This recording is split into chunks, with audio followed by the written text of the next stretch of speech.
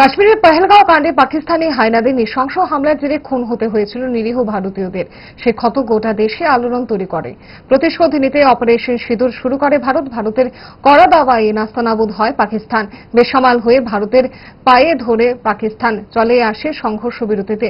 সিঁদুর মোছার প্রতিশোধের আগুন বুকে চেপে ময়দানে ঝাঁপিয়ে ভারত সেনার দুই পরাক্রম মহিলা সেনানী।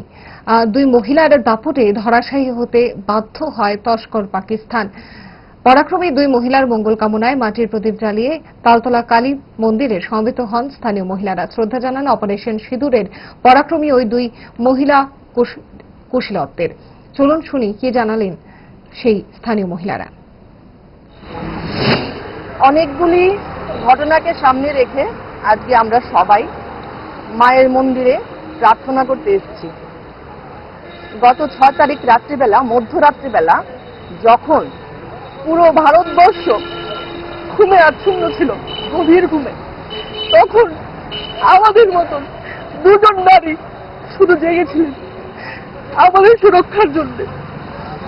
আমরা সীমান্তে গিয়ে যুদ্ধ তো করতে পারবো না, তাই দূরে থেকে যার যার ঘরে থেকে যেটা করতে পারছি সেটাই করছি।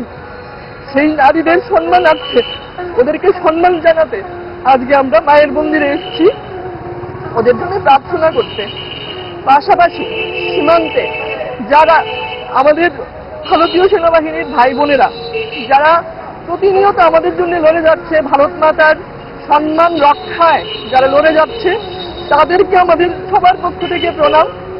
পাশাপাশি 22শে এপ্রিল যে নিরীহ ভাইয়েরা উগ্রপন্থীদের হাতে, জঙ্গিদের হাতে প্রাণ দিয়েছেন, ওদের আত্মার সদ্গতি কামনায় আজকে আমরা মায়ের কাছে প্রার্থনা করেছি যাতে ওদের আত্মার সদ্গতি হয়।